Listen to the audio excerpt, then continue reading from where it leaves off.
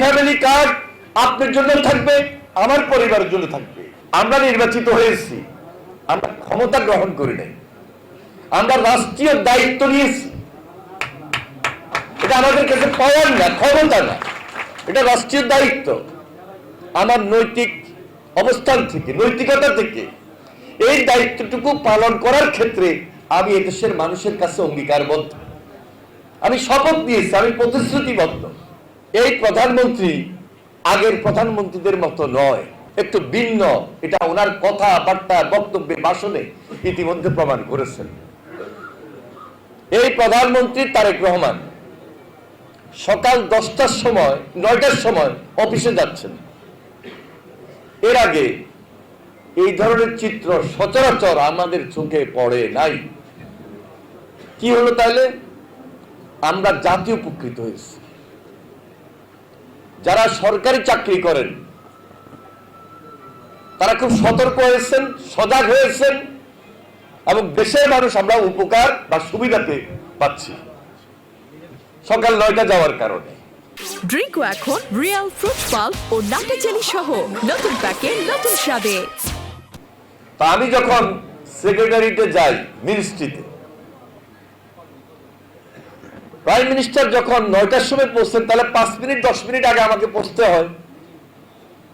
এইভাবে যখন একদিন, 2 দিন, 3 দিন, এখন প্রতিদিন 8:30টার সময় খুব ভিড় জমে যায়, সবাই আগে আগে চলে আসে। তা আমি একজনের জিজ্ঞেস করলাম, লিফট কি খারাপ আছে কিনা, এত ভিড় কেন? বলল না, লিফট খারাপ নাই, প্রধানমন্ত্রী যেহেতু 9টার সময় আসেন, আমরা আগে আগে চলে আসতেছি। তাহলে এতদিন আসেন নাই? এতদিন আমরা আমাদের মতো করে আসছি, কখনো 10টায় আসছি, কখনো 10:30টায় আসছি, 11টায় আসছি, অথবা আসিও নাই। কিন্তু এখন প্রতিনিয়ত আমাদের কাজের প্রতি যে মন মানসিকতা তৈরি হয়েছে, এবং এটার পিছনে আমাদের দায়িত্ববোধটাও কাজ করে। প্রধানমন্ত্রী নির্বাচিত হয়েছেন, প্রধানমন্ত্রীর গাড়ির বহরে আমরা লক্ষ্য করেছি ইতিপূর্বে 15টা 20টা গাড়ি বহর থাকতো। কই ঢাকা শহরে কারোর চোখে কি বহর দেখা গেছে গত 1 মাসে?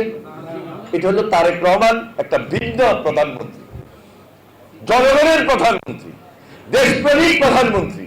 ইতিমধ্যে মাত্র 17 তারিখে শপথ দিয়েছেন, আজকে কিন্তু 17 তারিখ আরেকটা হয়নি, 1 মাস হয় নাই। ইতিমধ্যে জনগণের বিবেককে নাড়া দিয়েছে যে না, তারেক রহমানের পক্ষেই সম্ভব এই দেশ পরিচালনা করা। এই দেশে কি 1-2 কোটি মানুষ? কোটি কোটি মানুষ, মাথা যদি গণেন 20 কোটির উপরে মানুষ। একটা ছোট্ট দেশে এতগুলা মানুষ আমরা বসবাস করি, ধর্ম, গোত্র, বর্ণ নির্বিশেষে। আমরা যারা বাংলাদেশী, আমরা যারা এই বাংলাদেশে বসবাস করি, তারা সবাই কিন্তু এই দেশের প্রতি আমাদের মায়া, মমতা, দরদ। তাহলে এই দরদটাকে জাগিয়ে তুলতে হবে, এবং জাগিয়ে তোলার ক্ষেত্রে তারেক রহমান আজকে বাংলাদেশ একটা দৃষ্টান্ত স্থাপন করেছেন। এটাই হলো তারেক রহমানের আলাদা একটা বৈশিষ্ট্য।